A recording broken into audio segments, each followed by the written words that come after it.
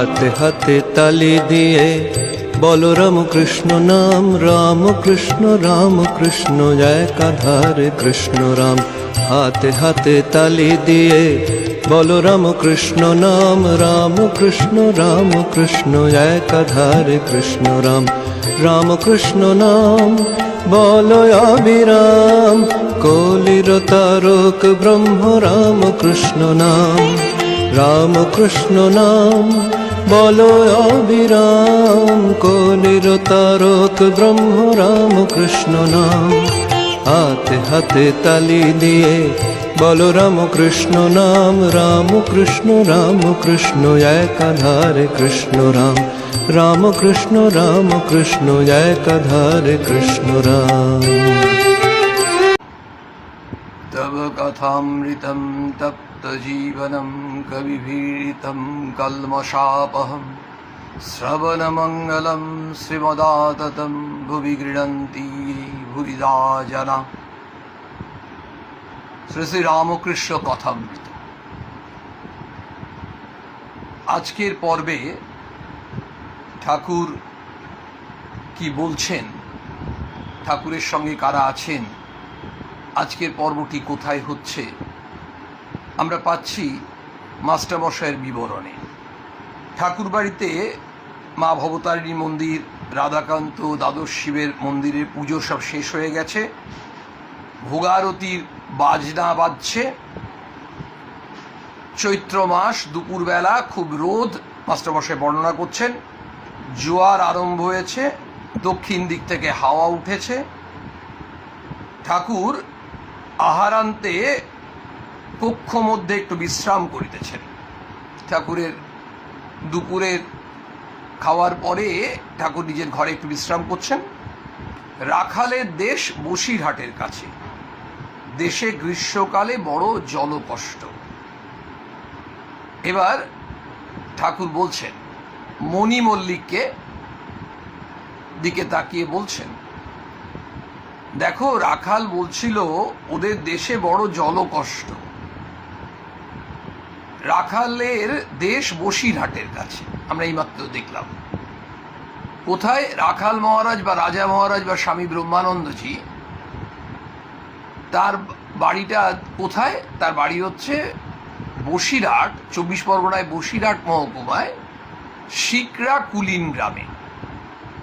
আমরা সবাই জানি যে তার বাড়ি হচ্ছে শিকরা কুলিন গ্রাম। সেখানে জলের খুব কষ্ট।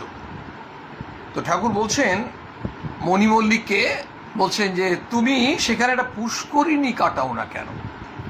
জলের কষ্ট তো, ওখানে যেটা পুকুর কাটানো যায় তাহলে মানুষের জলের যে অভাব, জলের যে কষ্ট সেটা কমবে, মানুষ একটু রেহাই পাবে, নিস্তার পাবে, তাহলে কত লোকের উপকার হয়।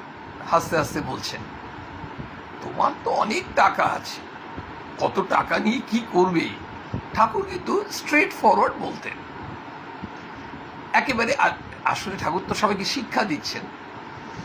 সেন যার টাকা আছে তাকে ঠাকুর একটু উৎসাহ দিচ্ছেন, টাকা তো অনেক করেছো, তো কিছু ভালো কাজ করো, এই যারা অভাবী মানুষ তাদের সেবা করো।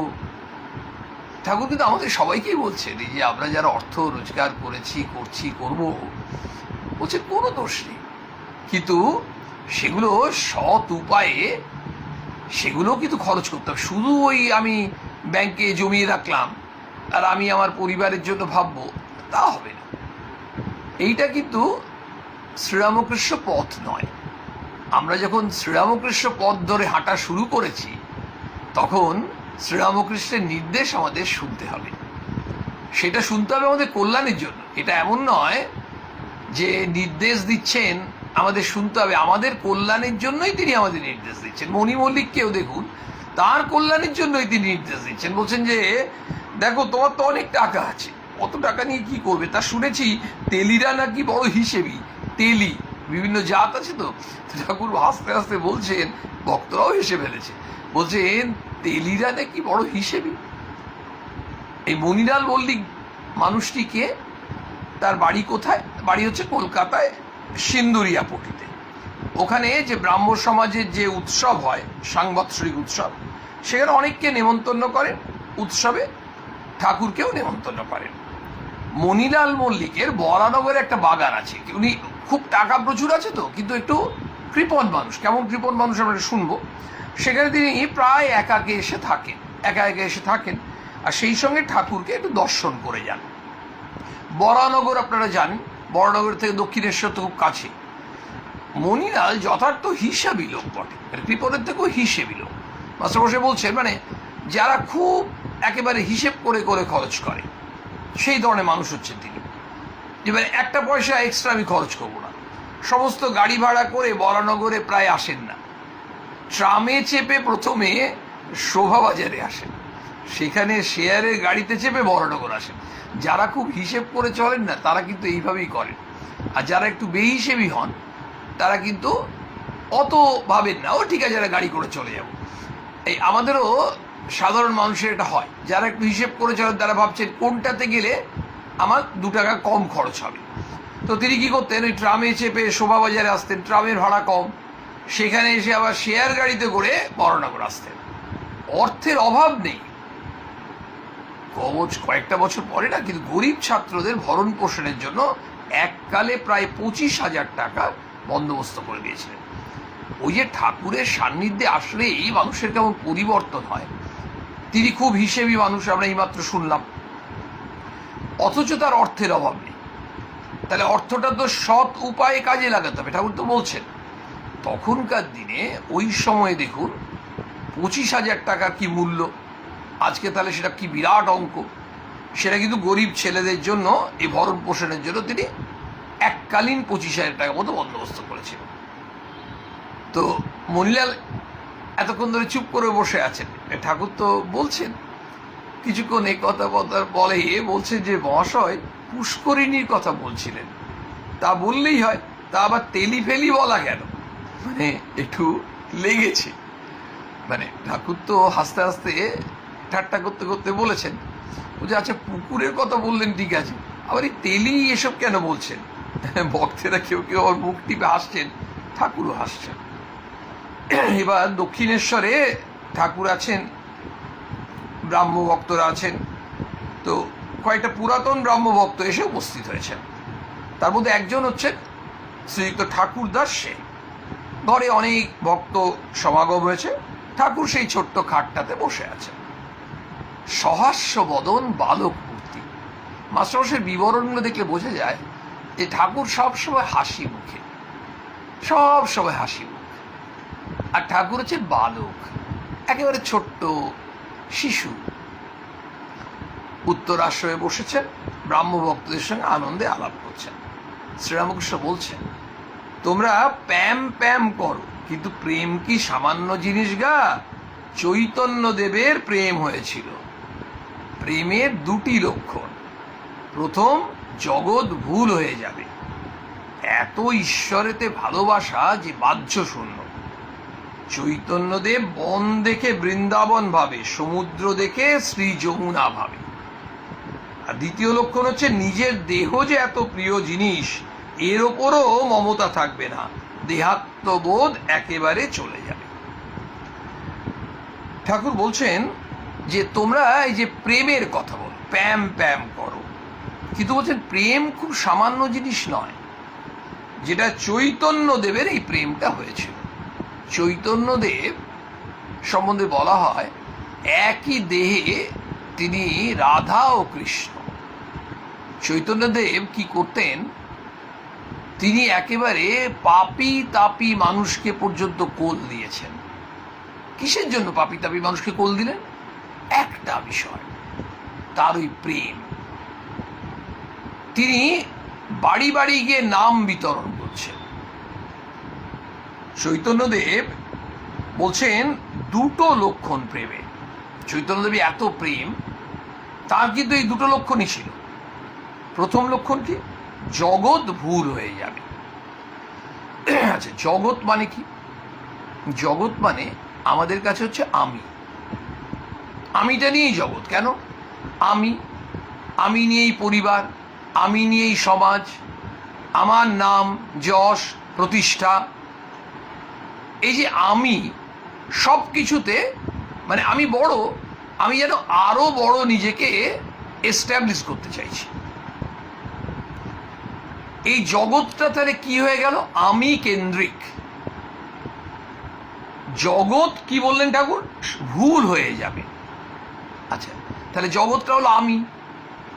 যখন প্রেম আসবে, কার প্রতি প্রেম?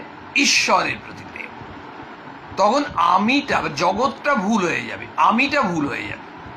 আমিটা তখন কি হয়ে যাবে? আমিটা তুমি হয়ে যাবে, অলৌকিক। এই যে আমিটা তুমি হয়ে যাবে, মানে আমিটা ঘুচে যাবে, অর্থাৎ আত্মকেন্দ্রিক বা আমি কেন্দ্রিক মনটা এখন কি হয়ে যাবে? ঈশ্বর কেন্দ্রিক। মানে আঙুলটা জাস্ট টার্ন নেবে। এই যে আমরা যখন দেখবেন মা যে কথাটা বলছেন, ওই যে মা এটি কথা বলছেন না, যদি শান্তি চাও মা কারো দোষ দেখো না, দোষ দেখবে নিজের। তো আমরা আঙুলটা দেখাই, দেখবেন অন্যকে দোষ দেখাই, ওই আঙুলটা ঘোরাতে হবে, ঘুরিয়ে নিজের দিকে। মানে একটাই আঙুল খেলবে, আঙুলটা যেদিকে খেলছিল তার উল্টো দিকে এলেও কিন্তু নিজের দিকে আসবে। মা বলছেন নিজের দিকে। ঠিক আমি, জগৎ মানে আমি, এই জগৎটা ভুল হয়ে যাবে, মানে আমিটা ভুল হয়ে যাবে। আমিটা ভুল হয়ে যাওয়া মানে আমিটা কিসে কনভার্টেড হবে? তুমিতে। কখন? যখন ঈশ্বর এর প্রেম জন্মাবে। এটা প্রেমের প্রথম লক্ষণ। দ্বিতীয় লক্ষণ কি? এত ঈশ্বরেতে ভালোবাসা, প্রথম লক্ষণের সঙ্গে আছে, এত ঈশ্বরেতে ভালোবাসা যে বাহ্য শূন্য। চৈতন্যদেব কি করলেন? একটা বন দেখলেন, বন দেখে ভাবছেন বৃন্দাবন।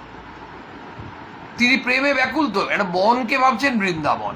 বৃন্দাবন কেন ভাবছেন বুঝুন। সমুদ্র দেখে শ্রী যমুনা ভাবছেন। কেন? সমুদ্র নীল জল, সেখানে চাঁদের আলো পড়েছে, ঝলমল করছে, ঝলমল করছে দেখে তিনি ভাবছেন আরে আরে যমুনা, নিয়ে লাভ দিচ্ছেন।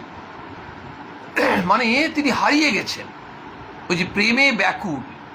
তাহলে তার কাছে তখন বন মনে হচ্ছে বৃন্দাবন, সমুদ্র মনে হচ্ছে যমুনা। আর দ্বিতীয় লক্ষণটা কি? আমাদের প্রত্যেকের তো শরীরটা সব থেকে প্রিয় জিনিস, এর ওপরও মমতা থাকবে না, দেহাত্মবোধ একেবারে চলে যাবে। তখন এই দেহের যে প্রতি যে প্রেম, শরীরের প্রতি যে প্রেম, সেটাও চলে যাবে। এই দুটো লক্ষণই চৈতন্যদেবের মধ্যে ছিল। কিন্তু আমাদের সাধারণ মানুষের জন্য ঠাকুর কি বলছেন? এগুলো বললেন, নিয়ে বলছেন ঈশ্বর লাভের কতগুলো লক্ষণ আছে। লক্ষণ দেখুন, একজনের মনে হচ্ছে যে কোনো কারণে হয়তো তার দেখা যাচ্ছে, ডাক্তারবাবুকে দেখাতে গেছেন, ডাক্তারবাবু হয়তো চোখটা একটু দেখলেন, আঙুলটা একটু দেখলেন, দেখে উনি লিখে দিলেন যে বিলিরুবিন টেস্ট করতে হবে বা এসজিপিটি টেস্ট করতে হবে। মানে উনি লক্ষণ পাচ্ছেন জন্ডিসের। এই ডাক্তারবাবু আঙুলটা টিপলেন, একটু কিছু কিছু জায়গায় হলুদ হয়েছে, চোখটা দেখলেন, হয়তো তাকে জিজ্ঞেস করলেন অন্যান্য দু একটা প্রশ্ন, তার থেকে ওনার অনুমান হলো যে এনার জন্ডিস হতে পারে, সেই জন্য উনি টেস্ট করতে দিলেন। তাহলে জন্ডিসের কিছু লক্ষণ আছে, টাইফয়েডের কিছু লক্ষণ আছে। এই লক্ষণগুলো দেখে ডাক্তারবাবুরা অনেক সময় অনুমান করেন। ঠাকুর বলছেন ঈশ্বর লাভের কতগুলো লক্ষণ আছে। আমরা এই লক্ষণগুলো কিন্তু ডাক্তার না হলেও আমরা অনেকেই জানি, কারণ এটা ঘরে ঘরে লোকে জেনেছে, মা দিদিমা ঠাকুমাদের কাছে লোকে শুনেছে এগুলো লক্ষণ। ঈশ্বর লাভের লক্ষণ কি? ঠাকুর বলছেন যার ভেতর অনুরাগের ঐশ্বর্য প্রকাশ পাচ্ছে তার ঈশ্বর লাভের আর দেরি নেই। আমরা শুনি ঠাকুর কি বলছেন আরেকবার, যার ভেতর অনুরাগের ঐশ্বর্য প্রকাশ পাচ্ছে তার ঈশ্বর লাভের আর দেরি নেই। আমরা কিন্তু ঠাকুরকে প্রার্থনা করব যে অনুরাগের ঐশ্বর্য জিনিসটা কি, এটা তো বুঝলাম না। ধরুন আমাদের মধ্যে আমরা তাহলে ভাববো তো যে আমাদের মধ্যে অনুরাগের ঐশ্বর্য আছে কিনা বা প্রকাশ পাচ্ছে কিনা, তার ইন্ডিকেশন কিছু আছে কিনা। ওই যে একটু আগে আমরা বলছিলাম যে কোনো জিনিসে ইন্ডিকেশন থাকে, মানে যে কোনো জিনিস না হলেও অনেক জিনিসে ইন্ডিকেশন থাকে, অনেক জিনিস আবার সাইলেন্টও থাকে, বোঝা যায় না। যে একজন পেশেন্ট পরে ধরুন হসপিটালে গিয়ে জানা গেল টেস্ট করে তার ক্যান্সার, এবং যে স্টেজে পৌঁছেছে আরও আগে ধরা পড়লে ভালো হতো, কিন্তু বোঝাই যায়নি, সাইলেন্ট। তো কিছু কিছু জিনিসের কিন্তু লক্ষণ আছে, আমাদের বাইরে থেকে আমরা কেউ বুঝতে পারবো না যে এই মানুষটার মধ্যে ঈশ্বর লাভের লক্ষণ আছে কিনা, মানে ঈশ্বর দর্শন করতে পারবে তার লক্ষণ আছে কিনা। ঠাকুর বলছেন তার ক্রাইটেরিয়া হচ্ছে অনুরাগের ঐশ্বর্য। এবার ঠাকুর ব্যাখ্যা করছেন অনুরাগের ঐশ্বর্য কি কি।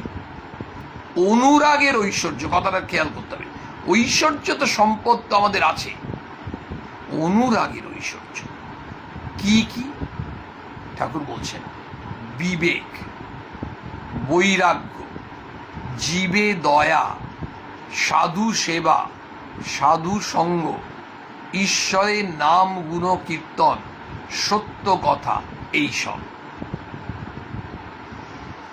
আমরা যদি এক একটা করে প্যারামিটার দেখি তাহলে দেখব আমরা হয়তো এই প্যারামিটারগুলো কোনোটাই অ্যাচিভ করতে পারিনি। বিবেক, আমরা কতটুকু আমাদের বিবেক জাগ্রত।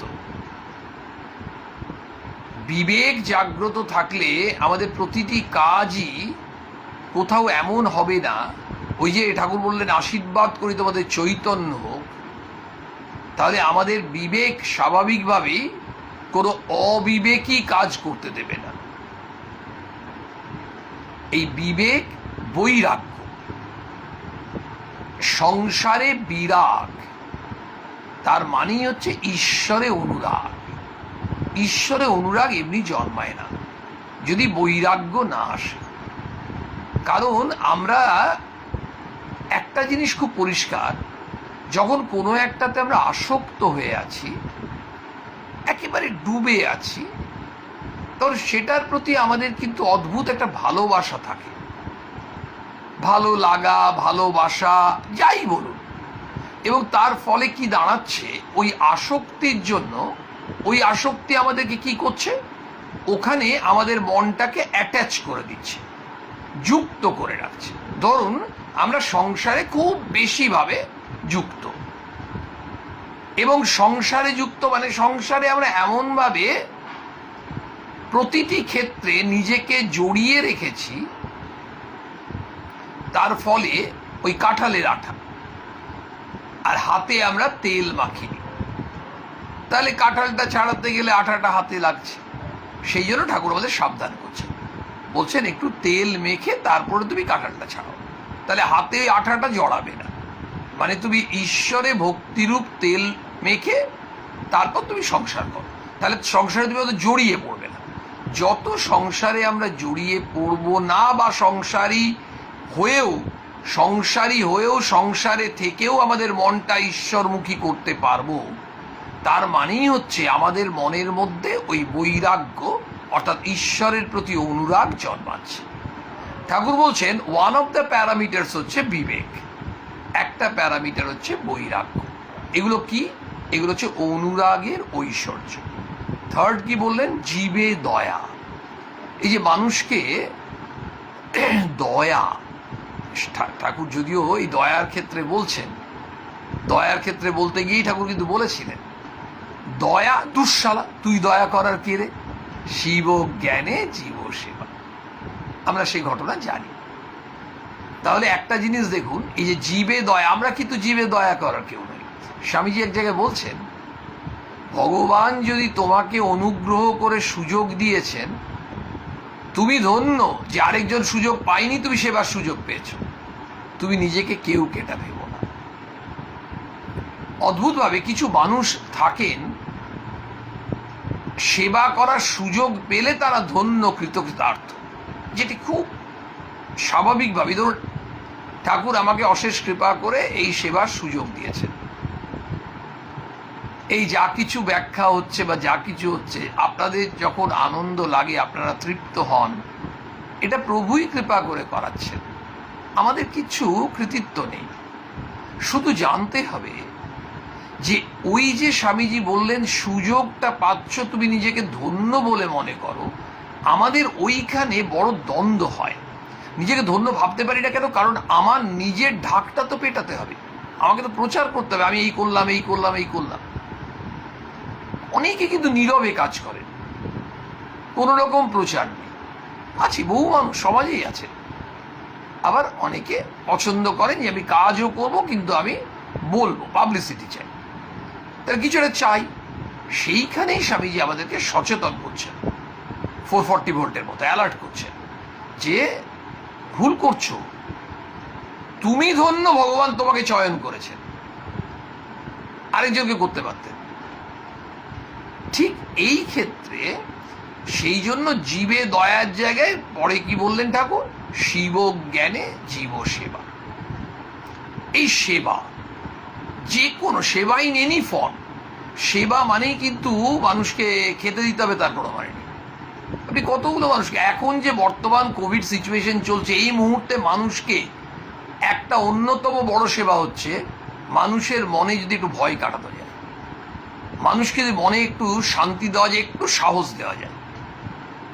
এত নিরানন্দ পরিস্থিতির মধ্যেও যদি কোনো মানুষের মনে, কারণ এখন তো যে রোগটা হচ্ছে তার থেকে অন্য প্যানিকি অবস্থায় মানুষ আরো অন্য রোগে আক্রান্ত হচ্ছে।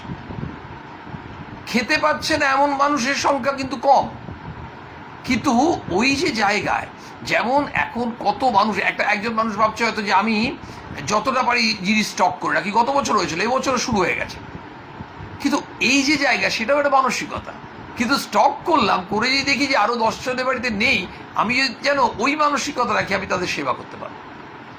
তাহলে সেবা ইন এনি ফর্ম, স্বামী ঠাকুর বললেন জীবে দয়া, মানে আমরা এখন আমাদের কাছে হচ্ছে জীবে সেবা। কিন্তু সেবা করব কি করে? যাকে সেবা করছি তাকে কি জ্ঞান করতে হবে? ঠাকুর বললেন শিব জ্ঞানে, মানে তুমি ভগবান জ্ঞানে তাকে সেবা করো। তুমি যাকে সেবা করছো, ভিখিরিটাকে, ওই ভিক্ষুক নারায়ণ, ওই স্বামীজি বললেন দরিদ্র নারায়ণ, আর্ত নারায়ণ। এই নারায়ণ ওই পাপীর মধ্যেও তিনিও তো নারায়ণ, প্রত্যেকের মধ্যে।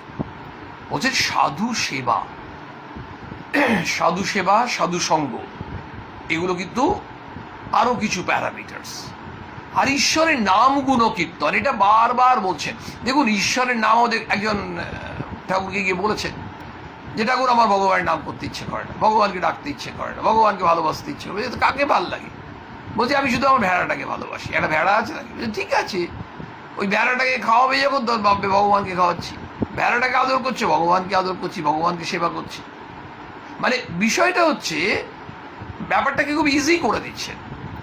অর্থাৎ তুমি সোজা কথায় এই যে ঈশ্বরের নাম করবে, আমরা যখন ঈশ্বরের নাম করি তখন আমরা মাঝে মাঝে ভাবি আমরা মা কালীকে ডাকবো না, মা দুর্গাকে ডাকবো না, শিবকে ডাকবো না, বজরংবলীকে ডাকবো না, শ্রীরামকৃষ্ণকে ডাকবো।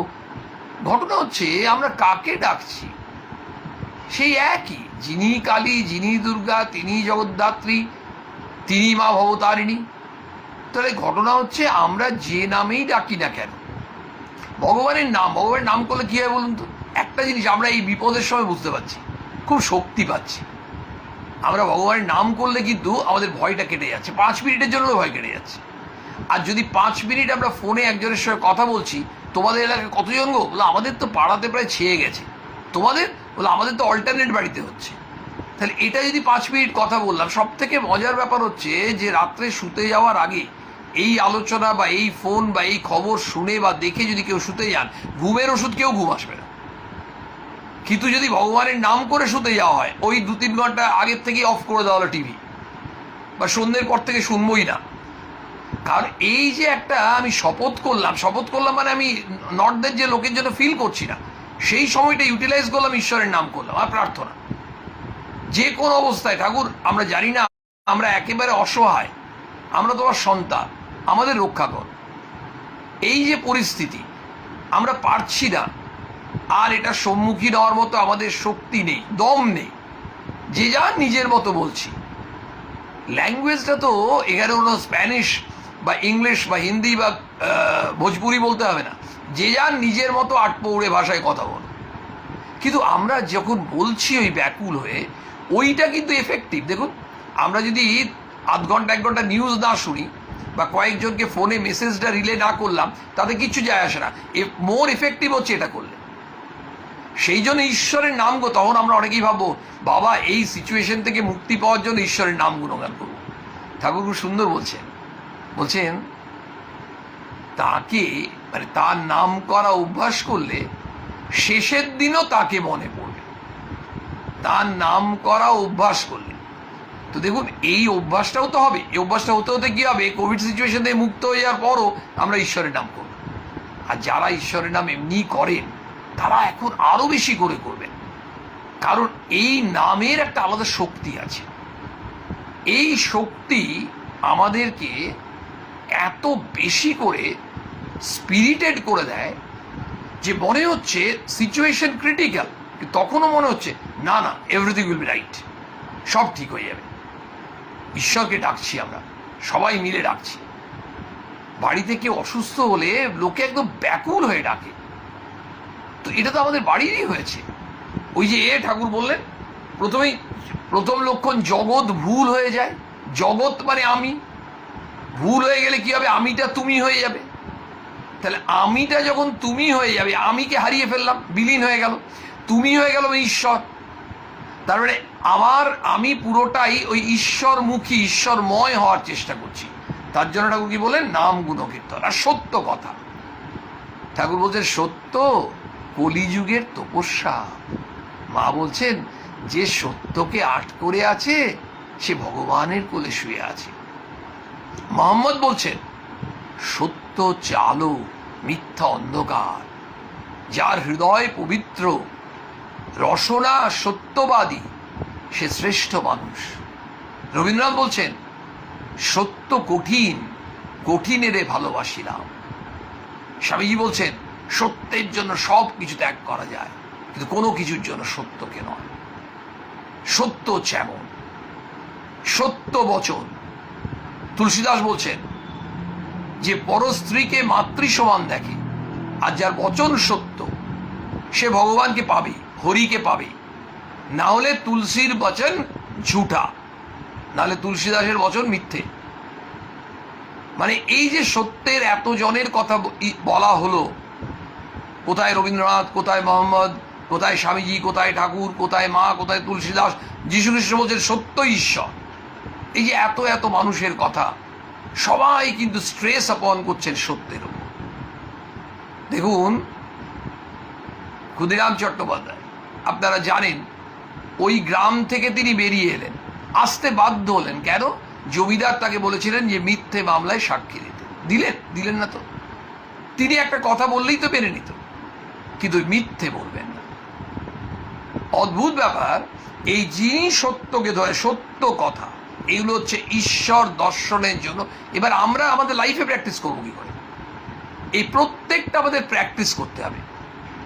বৈরাগ্য আনার জন্য আমাদেরকে সাধনা করতে হবে, প্র্যাকটিস করতে হবে। জীব সেবা করার জন্য শিবজ্ঞানে আমাদের চালিয়ে যেতে হবে, প্র্যাকটিস করতে হবে। সাধু সেবা, সাধু সঙ্গ, সাধু সেবার ক্ষেত্রে মা বলছেন, মাকে যখন নিয়ে গেছেন আমাদের প্রবোধচন্দ্র চট্টোপাধ্যায়, আপনারা জানেন মদনগঞ্জের হেডমাস্টার মশাই ছিলেন, মায়ের মন্ত্র শিষ্য। মায়ের কাছেও নিয়ে যেতেন জিনিসপত্র। মা তখন এক দিন ধমক দিয়েছেন। কেন? বলছেন যে যাই মাইনে পাচ্ছ, তখনকার দিনে 80 টাকা মাইনে পেতেন, বলছে সংসারে তো খরচ আছে, আর কিছু টাকা রাখো, সঞ্চয় করো, সাধু সেবা তো করতে হবে। তা সাধু সেবার জন্য আমাদের ভাবতে হবে। অনেক ভক্তরা কিন্তু রীতিমতো ভাবে সাধু সঙ্গ, ঈশ্বরের নাম গিরকীর্তন, সত্য কথা, এগুলো হচ্ছে অনুরাগের ঐশ্বর্য। এই সকল অনুরাগের লক্ষণ দেখলে ঠিক বলতে পারা যায় ঈশ্বর দর্শনের আর দেরি নাই। এই প্যারামিটারগুলো যদি আমাদের যে কোনো মানুষের মধ্যে একটু একটু করে দেখতে পাওয়া যায়, তাহলে আর দেরি নেই ঈশ্বর দর্শনের। ঠিক একইভাবে আমাদের রোগ অসুখের ক্ষেত্রেও তাই। একটা ছেলে খুব ফাঁকিবাজ ছিল, তারপর হঠাৎ করে পড়াশোনা করা শুরু করলো, তারপর দিনরাত জেগে পড়াশোনা করছে। বন্ধু বান্ধব ডাকতে আসলে বলছে না আমি পারবো না, মোবাইল মাকে দিয়ে দিয়েছে। অদ্ভুতভাবে তখন সেই ছেলেটাকে দেখে পাড়ার লোকজন বলছে, আত্মীয় স্বজনরা বলছে এবার এর পাশ করার লক্ষণ আছে, ভালো ফল করার লক্ষণ আছে, সিমটমগুলো দেখা যাচ্ছে। এই যে আমাদের যে এখন খুব কথা হয়েছে সিমটোমেটিক আর অ্যাসিমটোমেটিক, এই কথাটা খুব চলছে এখন।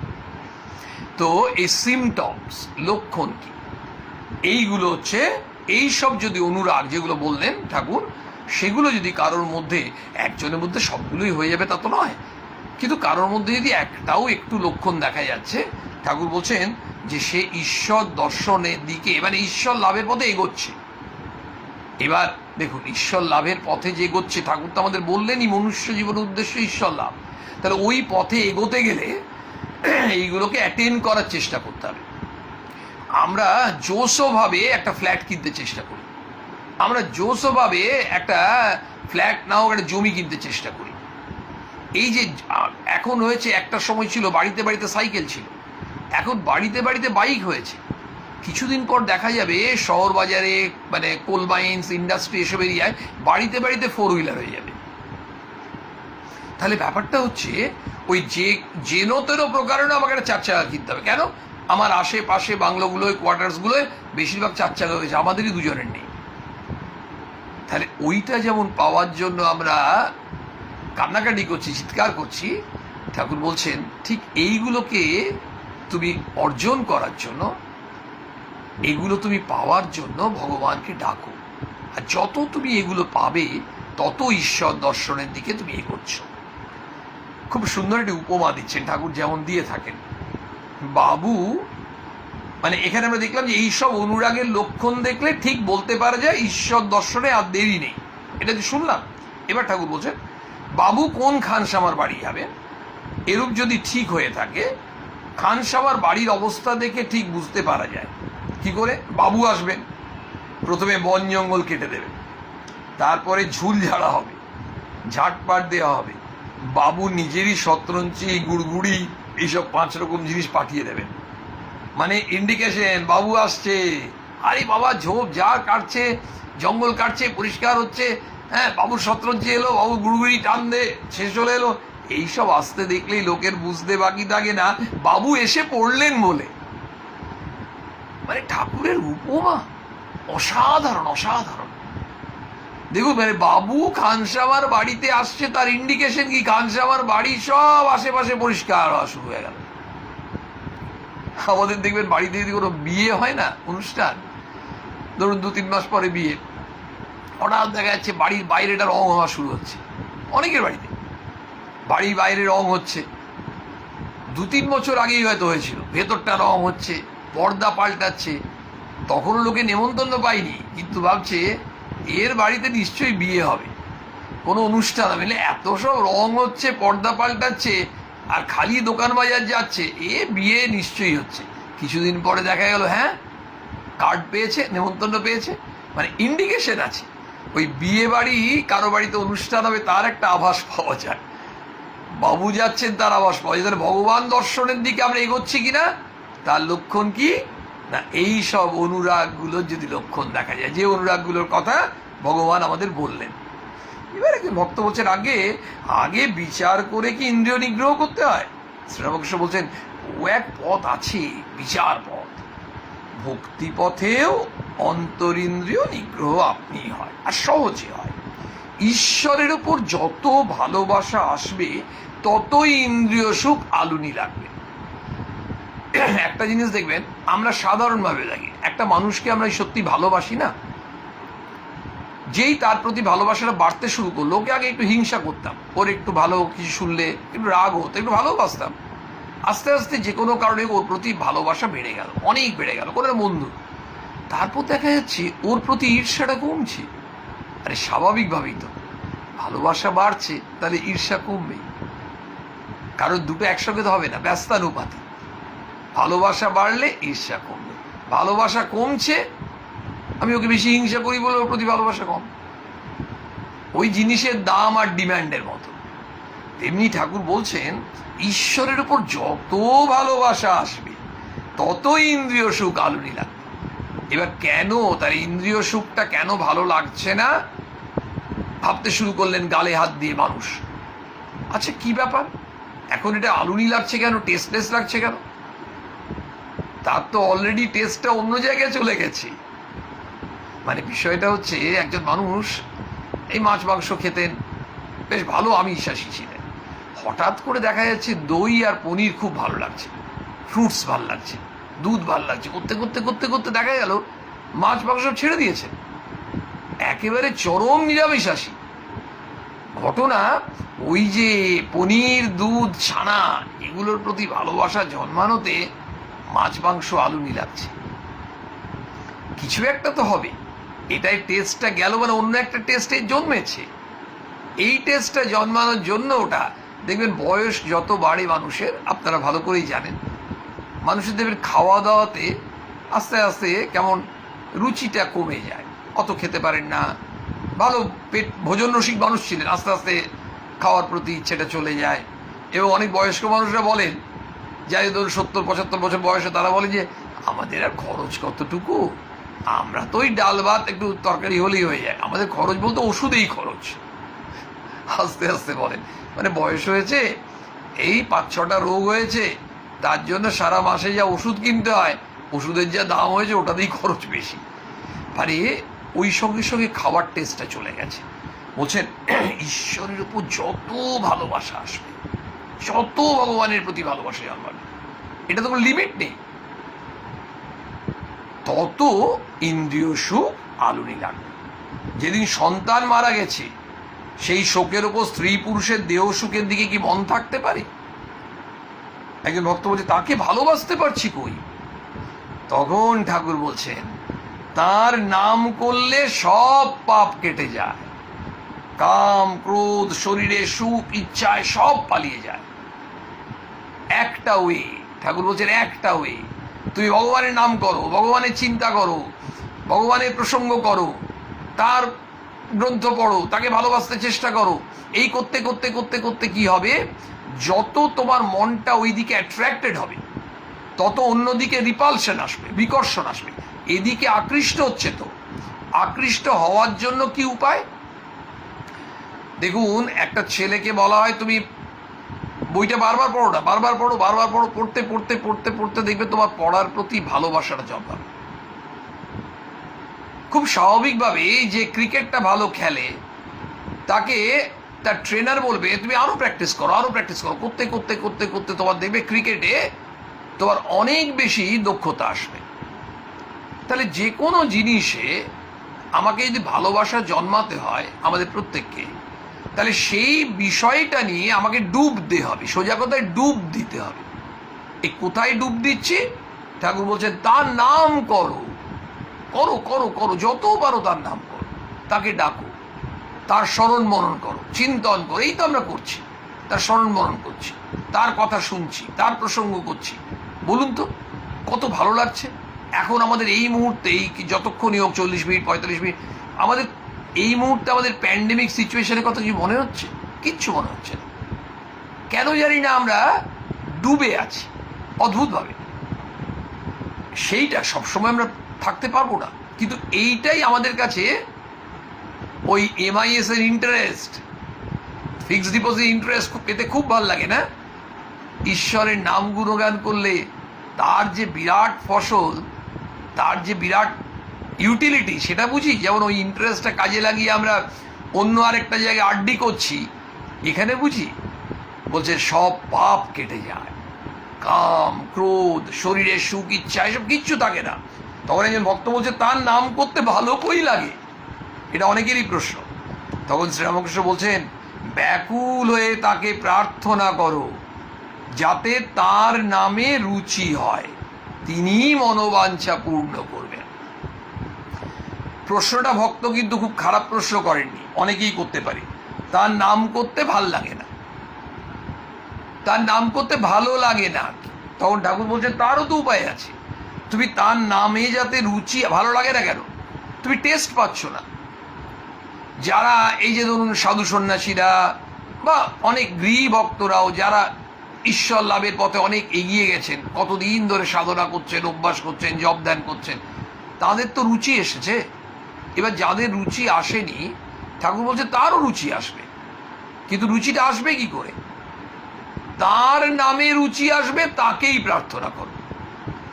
রাজা মহারাজের একটি প্রার্থনার কথা মনে পড়ছে। রাজা মহারাজ বলছেন, স্বামী ব্রহ্মানন্দজি মহারাজ বলছেন, কি বলছেন, যে তোমার স্মরণ মনন করার শক্তি দাও। মানে তাকেই বলতে হবে, ভগবানকেই বলতে হবে, তোমাকে যে আমি স্মরণ করব, তোমাকে যে আমি চিন্তন করব, তার শক্তি তুমি সাপ্লাই করো। মানে অ্যাজ ইফ ভগবানের সমস্ত দায়িত্ব, ওই যে মায়ের কথা আছে না, সমস্ত কিছু মাকে সঁপে দিয়ে নিশ্চিন্তে থাকো, সমর্পণ। তাহলে ভগবানের কাছে প্রার্থনা করতে হবে। কি প্রার্থনা করতে হবে? ওই যে আমরা রাজা মহারাজের শুনলাম যে তোমার স্মরণ মনন করব, তার শক্তি তুমি দাও। ঠাকুর বলছেন তুমি ব্যাকুল হয়ে তাকে প্রার্থনা করো, যাতে তার নামে রুচি হয়, তিনি মনোবাঞ্ছা পূর্ণ করবেন।